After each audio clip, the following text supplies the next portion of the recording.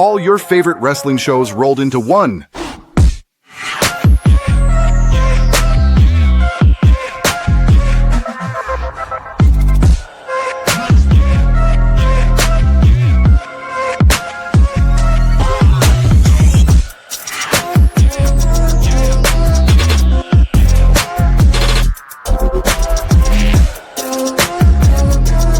Welcome to the We Book It podcast. Let's start the show.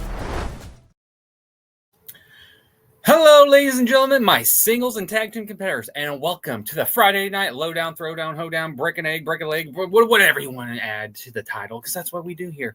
We don't care. Throw something new to the title. That's what we do. We have fun around here. But I'm the host, your reigning two-time booking champion of the year. And technical difficulties, because I used to say two times. No, you know who I blame here?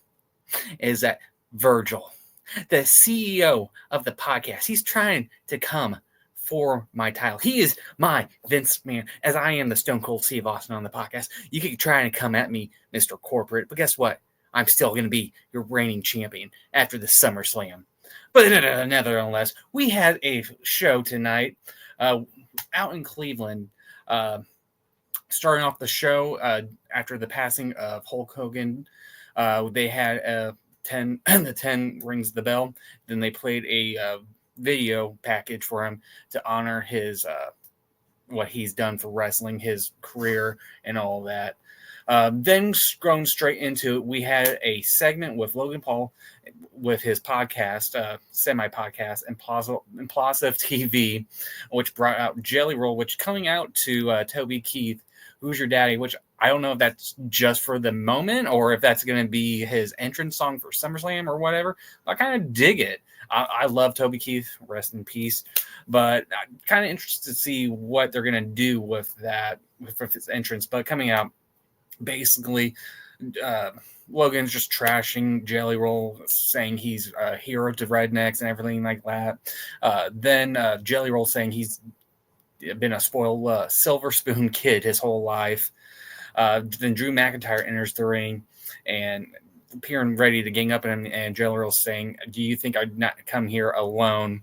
And Orton comes out.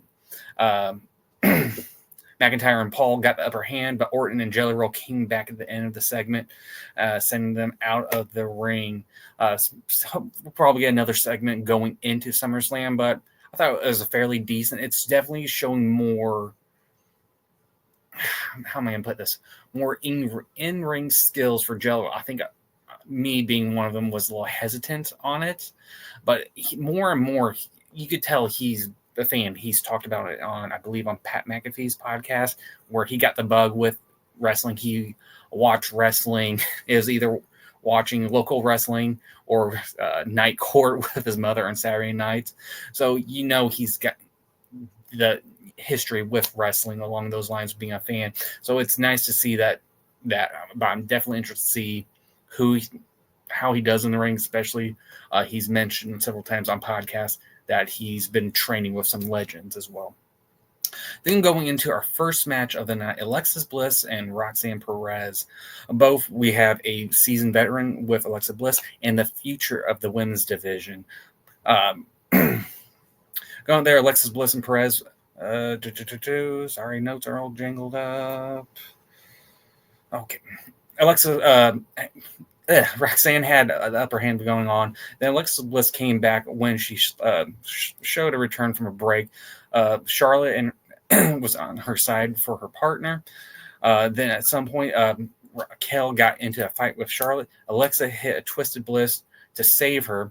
But then when she got back in the ring, Roxanne rolled her up and used the ropes for leverage to win over a bloody Alexa Bliss.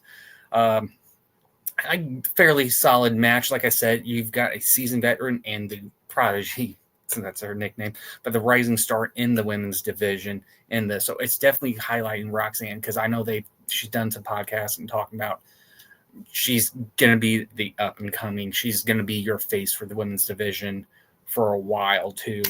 But yeah, definitely it's building up to that tag team match. Personally, I would like to see Alexa Bliss and Charlotte Flair take the titles, because I think you could do a lot with that storyline for a bit. It's definitely adding something to it, and they're definitely trying to make Charlotte the babyface like they originally planned to, before all of us, the fans, made her turn heel for a WrestleMania. But it's definitely interesting with the storyline. But yeah, going into our next match of the night, Jade Cargill versus Chelsea Green. This was started off to a backstage and fight, and Jade basically dragged her out. She rolled her into the ring, waited for a ref and for the bell to ring to make it official. Cut from break, Jade still being the dominant force on Chelsea Green. Piper and Alba were out there ringside and made a short-lived comeback until Jade gave Jaded to give her the Cargill. Her Secret Hervis attacked and the match ended, but Tiffany Stratton made the save. Definitely it was a squash match. Definitely trying to build up more for Jade going into SummerSlam to make her appear a little bit stronger against Tiffany Stratton, because I do think they're going to take the title off of her, because I think they're going to do a storyline when Bianca comes back with Jade. Even though we still got Naomi, I think you could do almost a triple threat match with that storyline. It'd be definitely interesting to see how they book this out, but this is definitely building up to Jade's eventual getting her first title run with the company. Next match of the night is The Miz versus Jacob Fatu. But before that, Cody Rhodes came out, had a short promo.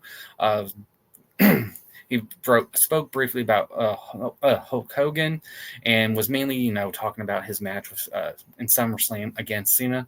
But with the match with Fatu and The Miz, Jacob was giving a promo where he was interrupted by The Miz, which is the first time we've seen Miz in weeks, due to being put on the shelf by Jacob Fatu. The Miz tried to avoid Fatu at first, but the Samoan Werewolf cornered him and beat him down. Eventually, Fatu was sent into the ring post, and show went on to commercial. Solo Sikoa and the rest of his crew showed up and was able to fend, but Fatu was able to fend them off and used a Samoan drop to win. Solo Sikoa's group pounds on him immediately. Jimmy Uso showed up with a steel chair to help him even the odds. Fairly decent. It's definitely, building momentum to the steel cage, which I still think is going to be the under horse match for SummerSlam.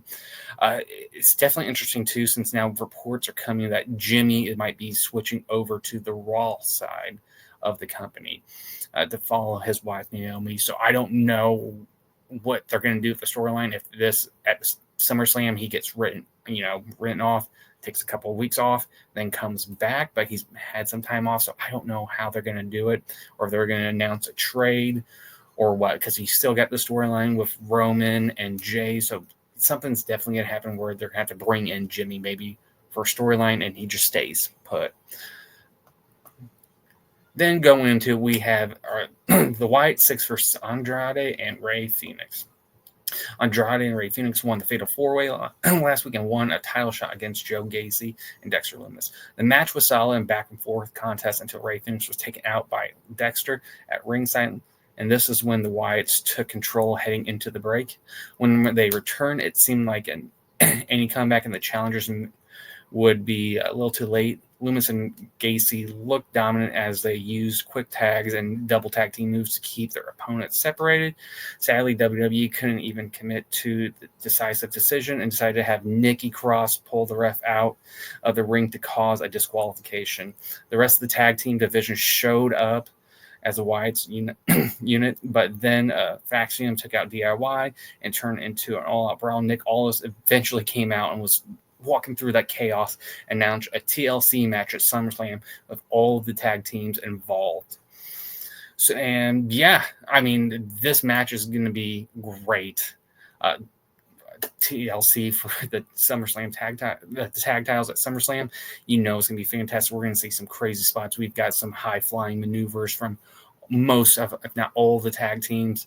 But yeah, that has been your Friday Night Lowdown, Throwdown, Hoedown. I am your host, the freaky one, your two-time reigning, defending, Booking Champion of the Year.